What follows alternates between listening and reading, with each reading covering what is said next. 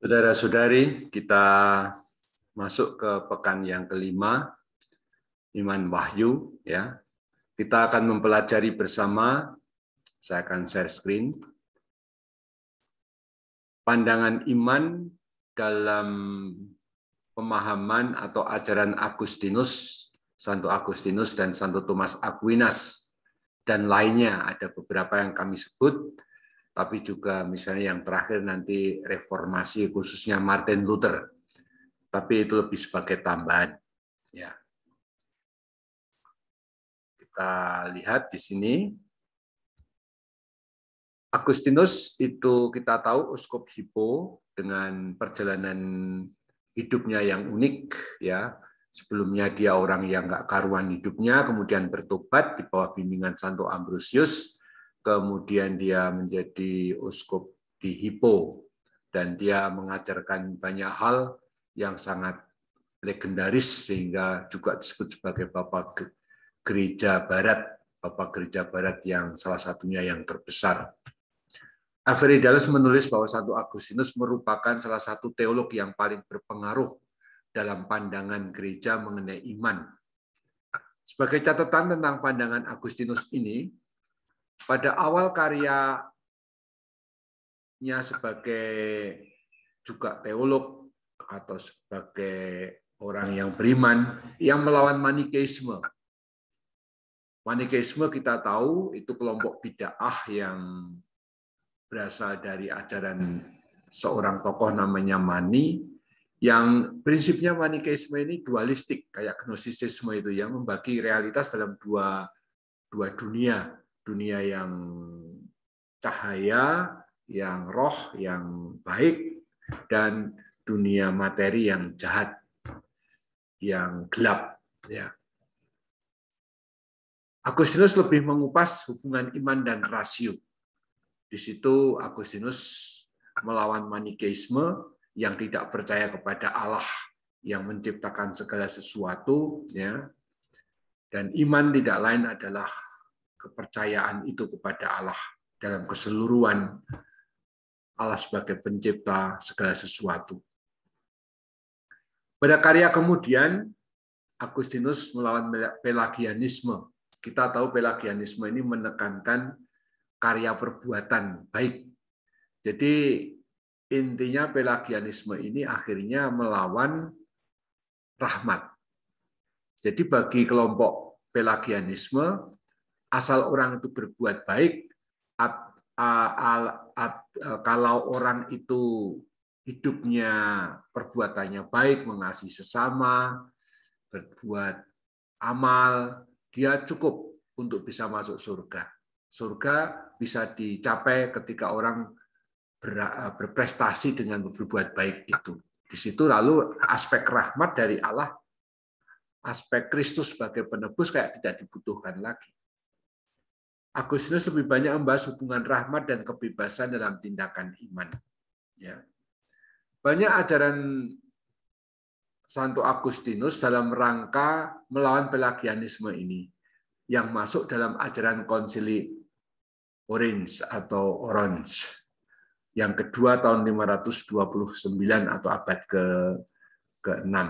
Khususnya ajaran tentang dosa asal dan rahmat Allah. Memang dalam pembuktian itu bermain misalnya baptisan bayi, bagaimana bayi yang belum berbuat dosa karena belum bisa menggunakan rasionya, dia tetap punya dosa. Buktinya apa? Buktinya dia dibaptis. Berarti ada dosa yang ditebus. Dosa yang ditebus itu dosa asal. Maka untuk melawan Pelagianisme justru praktek baptisan bayi dapat digunakan oleh Agustinus untuk membuktikan perlunya rahmat, perlunya penebusan Kristus itu. Ya.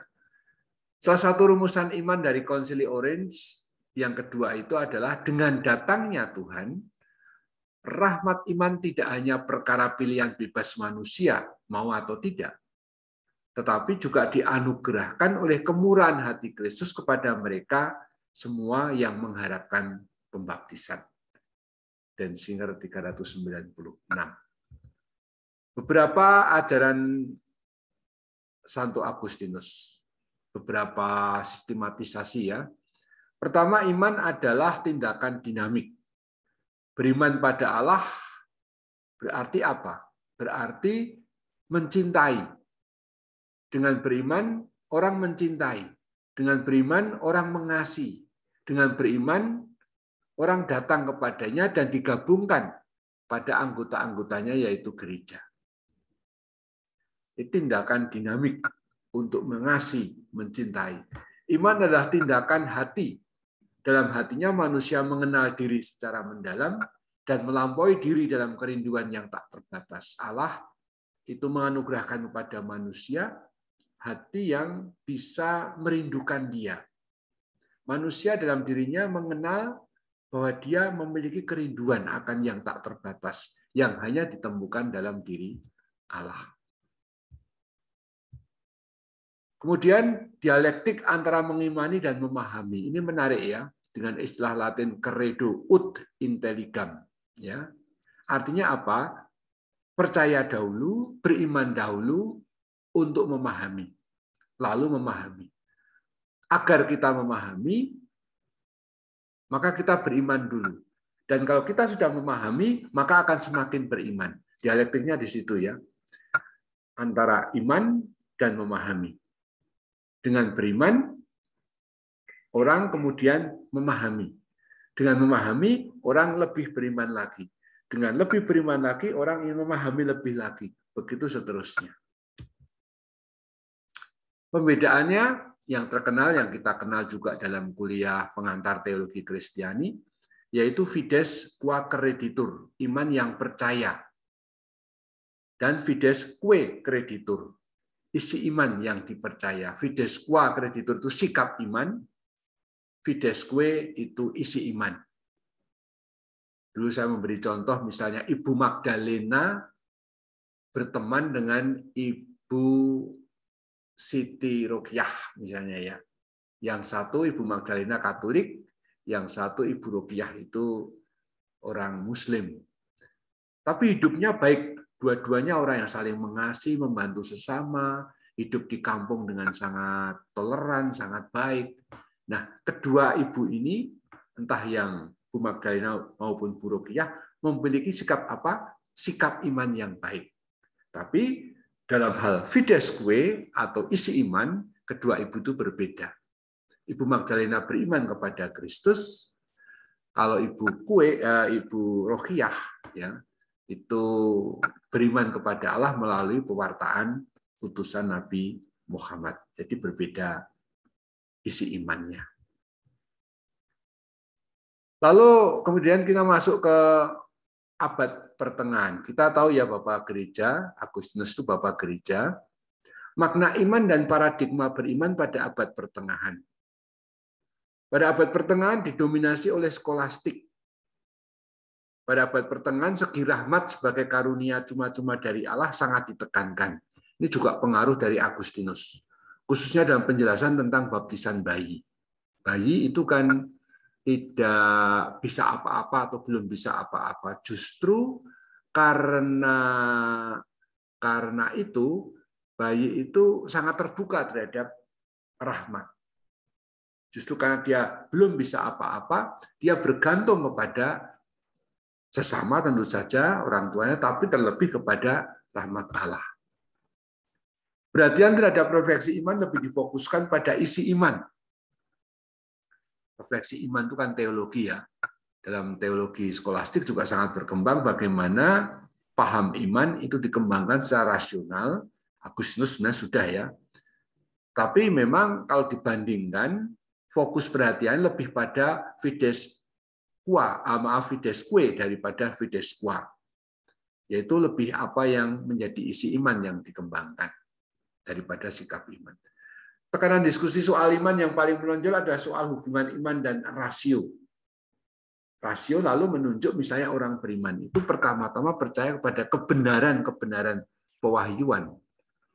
Percaya bahwa Yesus itu lahir di Bethlehem, Yesus itu bangkit pada hari yang ketiga, dia sungguh putra Allah. Ini kan kebenaran-kebenaran pewahyuan, kebenaran-kebenaran iman yang dipercaya. Kalau saya mau percaya menjadi Kristen, ya saya percaya pada pernyataan-pernyataan iman tersebut.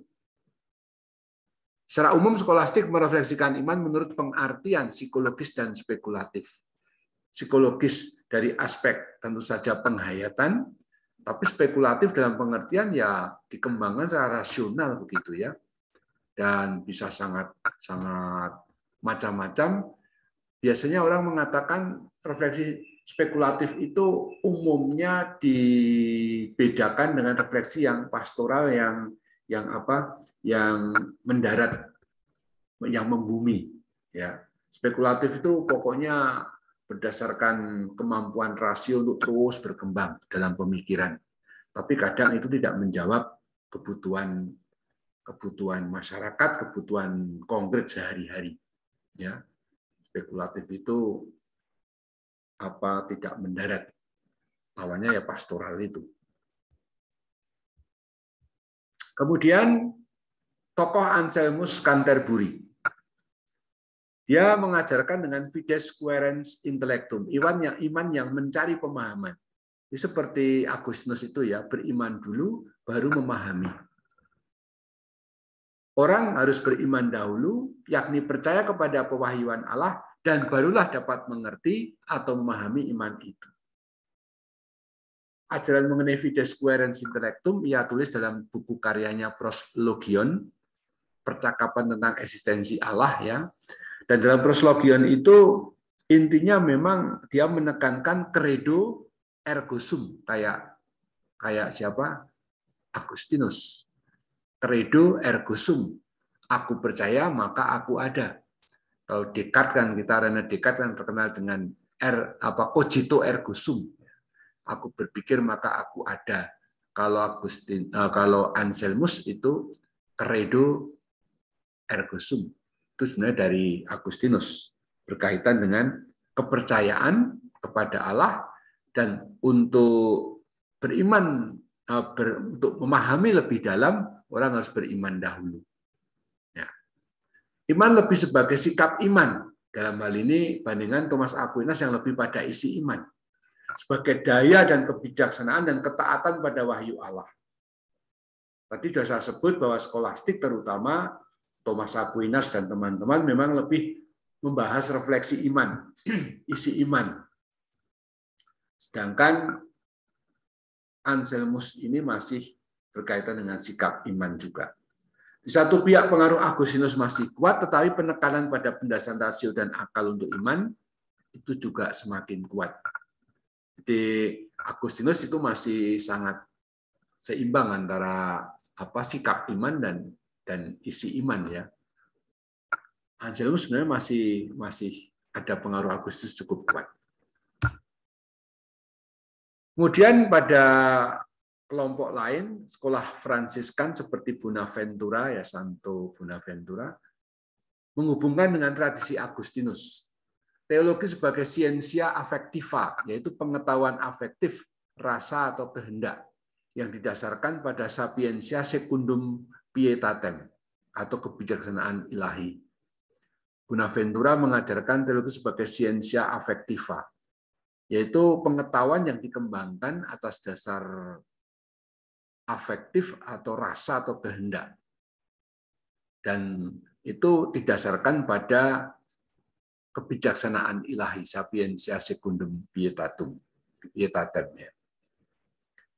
Iman pertama-tama juga sebagai peristiwa afektif, yaitu menyangkut rasa dan kehendak batin. Ada pengalaman dan rasa Allah. Dalam pengertian, kita ketika beriman, kita sungguh mengalami dan menghayati kehadiran Allah itu. Jadi iman tidak hanya menyangkut rasio, tetapi juga menyangkut afeksi. Ini sesuatu yang menarik ya. Nah, Thomas Aquinas sebagai teolog terbesar pada zaman skolastik, puncaknya pada dia karena Thomas membahas tema iman secara khusus dengan kejelasan dan juga secara komprehensif dalam zamannya. Tekanan sekali lagi pada isi iman, fides quae, karena pengaruh filsafat Aristoteles. Aristoteles itu kan filsafat yang menekankan sebab akibat ya, kausalitas, dan juga menekankan ketepatan definisi, ketepatan penjelasan yang logis, sehingga sangat menarik pada waktu itu. Lalu iman juga lebih dilihat sebagai suatu keutamaan dan makna antropologisnya. Jadi hubungannya dengan pengalaman manusiawi. Keutamaan teologis seperti tradisi Paulus, iman, harapan, dan kasih juga disebut dalam paham Thomas Aquinas ini. Iman berdiri intelektual, yaitu menerima ajaran keselamatan sebagai pengetahuan dan pengertian akan karya Allah yang menyelamatkan. Ada beberapa catatan ini yang bisa disebut beriman adalah tindakan akal budi, ya, yang menyetujui kebenaran ilahi atas perintah kehendak yang oleh Allah digerakkan dengan rahmat. Sebenarnya Thomas Aquinas sungguh juga masih mengajarkan soal ajaran rahmat ini yang menggerakkan manusia untuk percaya. Tapi percaya kepada apa? Percaya kepada kebenaran-kebenaran ilahi, kebenaran wahyu tadi saya sebut. Misalnya percaya bahwa Allah itu Allah Tritunggal, bahwa Bapa mengutus putranya Yesus Kristus, bahwa Kristus itu adalah putra Allah, bahwa Yesus Kristus itu sungguh ada di dunia, di Bethlehem dulu lahir, dia berkarya, wafat, bangkit, dari ketiga bangkit, ya, naik ke surga. Nah, itu semua ajaran-ajaran iman.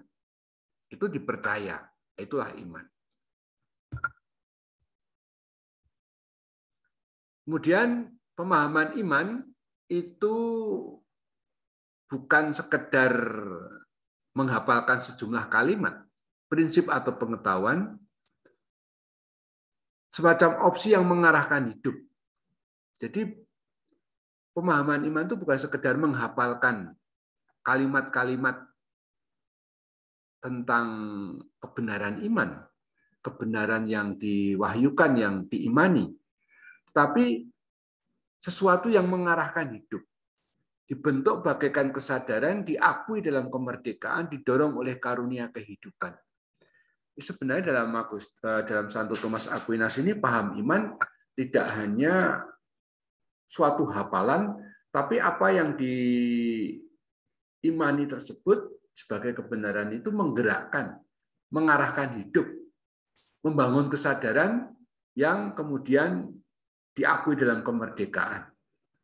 Orang percaya bukan karena penalaran kodrati, bukan karena kesaksian Taurat, bukan karena pewartaan orang lain, melainkan hanya karena kebenaran itu sendiri.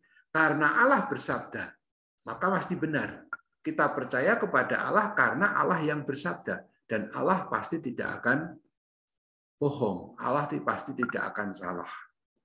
Jadi dalam Konsili Vatikan Pertama itu juga akan muncul bahwa kewibawaan kebenaran pewahyuan yang kita imani itu ya karena Allah sendiri, begitu ya.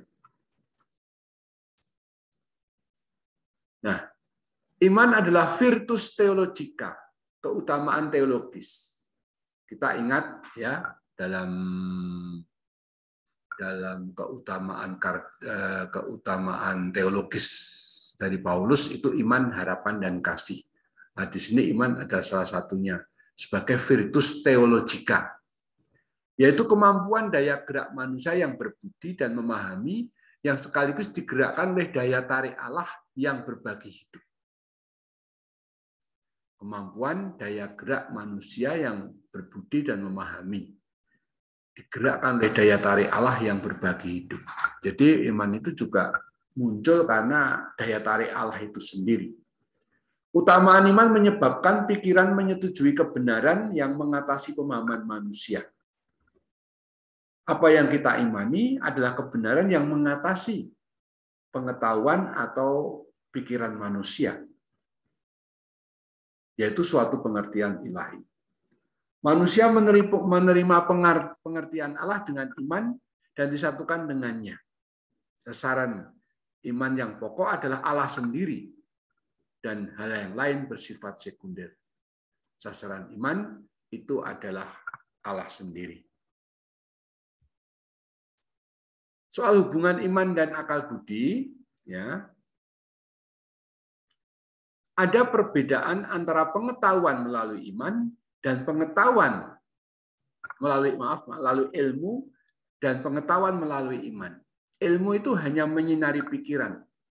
Saya punya pengetahuan ilmu dasar matematika. 2 kali 2 itu 4. Kalau saya membeli tempe, harganya katakanlah 200 rupiah, 200 rupiah ya benar ya, misalnya, atau 500 rupiah. Katakanlah tempe sekarang 500 rupiah misalnya. Lalu saya membeli 5, maka saya akan menghitung, berarti saya harus bayar berapa? 5 kali 2.500. Itu kan ilmu matematika, ilmu berhitung. Nah, ini. Jadi ilmu itu hanya menyinari pikiran. Tapi dalam hal hubungannya dengan Allah hanya menunjukkan bahwa Allah adalah penyebab segala sesuatu. Bahwa Dia adalah satu dan bijaksana dan seterusnya. Ilmu menyadarkan bahwa segala sesuatu yang ada ini ada penyebabnya. Ini kan sangat Aristoteles ini. Filsafat sebab akibat kausalitas. Bahwa yang ada ini adalah akibat dari penyebab yang sebelumnya yang ada. Sedangkan iman itu menerangi pikiran dan menghangatkan rasa dan kehendak kita. Bukan hanya menyinari dan membuat kita mengerti iman itu. Tapi iman itu menghangatkan rasa, kehendak, membuat orang berani bertindak, berani masuk biara. Ya. Itu pasti bukan hanya sekedar tahu bahwa biara itu baik, tetapi ada gerakan yang menggerakkan hati menyetujui sekaligus untuk mengarahkan hidup ke sana, gitu ya. Itu iman, pengetahuan iman. Iman mengandaikan akal budi, sebagaimana rahmat mengandaikan kodrat, atau seperti kesempurnaan apapun mengandaikan subjek yang mampu menjadi lebih baik. Meskipun begitu, tidak ada yang menghalangi kebenaran yang dapat dibuktikan dengan sendirinya. Dalam hal iman, yaitu kebenaran itu berkaitan dengan kebenaran dari Allah. Iman itu dalam konteks ini pada skolastik memang percaya kepada kebenaran wahyu Allah itu. Dan itu menjadi benar karena memang Allah sendiri yang bersabda, Allah yang mewahyukan. Intinya, rahmat mengandaikan kodrat. Artinya, rahmat baru mendarat dan diterima kalau sudah ditanggapi. Seperti komunikasi biasa ya. Kalau saya mengajak, ayo kita semua sekarang sekarang kita berdiri, lalu mari kita ice breaking. Tapi ya saya sambil duduk, kalian juga tetap duduk, nggak ada. Itu berarti undangan yang tidak diterima, maka tidak terjadi sesuatu. Ya. Thomas menyetujui dengan definisi iman dalam Ibrani 1 ayat 1 yang berbunyi, iman adalah dasar dari segala sesuatu yang kita harapkan dan bukti dari segala sesuatu yang tidak kita lihat. Hanya saja Thomas mengira penulis teks Ibrani itu Santo Paulus. Kita tahu itu bukan. Memang tidak jelas siapa penulisnya sampai sekarang. Tetapi dalam definisi iman tersebut, Thomas melihat bahwa definisi iman tersebut tidak untuk menggambarkan apa itu iman, melainkan apa yang dibuat dengan iman. Bukan tentang definisi iman, tapi tentang apa yang dibuat dengan iman. Sekarang kita masuk ke zaman reformasi, yaitu Martin Luther. Martin Luther tadinya seorang biarawan Augustinian, seorang yang mempelajari kitab suci yang sangat mendalam, dan dia sangat senang, keranjingan istilahnya itu, mempelajari Alkitab. Pengertian iman kemudian ia dapatkan ketika membaca surat Roma bab 1 ayat 17, sebab di dalamnya nyata kebenaran Allah yang bertolak dari iman dan memimpin kita kepada iman. Seperti ada tertulis, orang benar akan hidup oleh iman. Luther itu sebenarnya kan sebelumnya termasuk orang yang ikut aliran predestinasi mengenai takdir. Dia percaya bahwa orang itu memang sudah ditakdirkan oleh Allah, ada yang masuk surga, ada yang masuk neraka. Luther mengira dia termasuk grup yang masuk neraka. Maka dia masuk biara itu katanya juga supaya membuat Allah itu menyesal atau gimana, tadinya menentukan masuk neraka supaya dia menggeser, mengubah pandangannya. Tapi lalu kan Luther itu sangat hidup tertekan sebenarnya. Karena dia sudah mengira akan masuk neraka. Memang aneh pandangan ini. Hal ini kan sebenarnya berlawanan dengan kebebasan. Aliran predestinasi itu kan berlawanan dengan konsep kebebasan. Manusia kan bebas untuk memilih ya atau tidak. Bukan sudah ditentukan oleh Allah. Itu kan tidak adil Allah berarti. Padahal Allah itu baik, mutlak baik. Allah itu adil mutlak. Allah itu bahkan belas-belas kasih kalau dalam pengertian kita. Tentu dalam hal ini, dalam teologi iman dari Luther sangat dikaitkan dengan soal justifikasi atau pembenaran. Orang dibenarkan karena iman. Cukup dengan iman dan karena pahala Kristus orang itu diselamatkan. Jadi ini pembebasan bagi Luther pada waktu itu. Orang tidak harus melakukan hal-hal yang macam-macam yang berat, apalagi mati raga ini itu kayak di biara pada waktu itu, karena kita ini sudah diselamatkan oleh Kristus, sudah dibenarkan. Asalkan kita beriman. Iman itu menjadi pembenaran. Sehingga orang diselamatkan berkat pahala Kristus. Prinsipnya Luther melawan paham iman dari skolastik. Luther menekankan hubungan sabda Allah dan iman, bahwa pembenaran itu melulu karunia Allah belaka tanpa prestasi manusia apapun.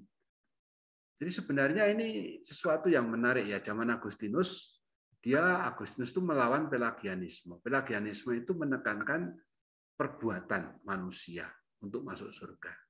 Tapi ekstrim, termasuk semi-Pelagianisme. Kalau masuk surga, orang asal berbuat baik dengan sendirinya masuk surga. Lalu tidak membutuhkan rahmat penebusan Kristus kan? Agustinus menekankan hal itu. Nah, Luther melihat atau memahami atau memandang ajaran skolastik yang ia terima pada waktu itu terlalu menekankan perbuatan. Lalu aspek rahmat kurang. Padahal Luther belajar juga tentang Agustinus tentu saja. Sehingga dia kemudian menekankan soal rahmat. Bahwa orang diselamatkan, dibenarkan melulu karunia Allah tanpa prestasi manusia apapun. Maka kita masih mengenal apa yang dikatakan Luther mengenai sola gratia, hanya rahmat, artinya pembenaran penerimaan manusia berdosa oleh Allah melulu karena kerahiman Allah dalam Kristus, satu-satunya manusia yang benar. Di sisi ini hanya Allah yang berubah cara pandangnya. Karena pahala Kristus, maka manusia dibenarkan. Kayak orang, kalau kita kayak Allah itu melihat manusia dengan kacamata, ya. Kacamatanya selama ini melihat bahwa manusia itu memang jahat dan salah, berdosa. Tapi berkat pahala Kristus, cara memandang Allah ini berubah, yaitu memandang dengan belas kasih dalam pengertian sebagai yang sudah dibenarkan manusia berkat imannya kepada Kristus, dan karena Kristus kita diselamatkan. Sementara manusia sendiri dalam paham Luther ini, sola gratia ini, orang tetap berdosa. Maka ada istilah justus et peccator. Benar dan sekaligus berdosa. Manusia tidak berubah, yang berubah pandangan Allah. Dengan sola fide, manusia menerima pembenaran dari Allah itu. Sola fide hanya iman, ya. Iman di sini mencakup sikap penyerahan diri personal yang total kepada kerahiman Allah atau fides fiducialis. Penyerahan. Jadi iman itu sedikit melawan atau menentang Luther, menentang skolastik yang terlalu menekankan pada aspek rasional. Luther kembali kepada pemahaman biblis bahwa iman itu pertama-tama penyerahan diri personal yang total kepada kerahiman Allah. Dalam hal ini iman sudah mencakup juga harapan dan kasih. Terakhir, Bernard Lose merumuskan konsep iman dari Luther sebagai berikut. Manusia tidak mempunyai apapun selain dengan penuh syukur menerima karunia Allah. Dan itulah persis yang namanya iman. Jadi, manusia tidak punya apapun selain dengan penuh syukur menerima karunia Allah. Ini menekankan soal rahmat. Dan itulah persis yang namanya iman. Untuk mempunyai iman berarti tidak mengandalkan karya perbuatan sendiri, melainkan dengan rendah hati dan penuh syukur mengandalkan tangan Allah yang menggapai kita. Itu berarti untuk percaya dan mengasihi Allah sebagai anak kepada Bapaknya. Ini rumusan ringkasan konsep iman Luther menurut Bernard Lose dari buku A Short History of Christian Doctrine ya, di halaman itu 161-162. Ya, begitu ya saudara-saudara, kita sudah sampai pada akhir dari mata kuliah bahan pekan yang kelima ini. Terima kasih atas perhatiannya, kita mendalami lagi dalam pertemuan di kelas. Terima kasih, selamat belajar.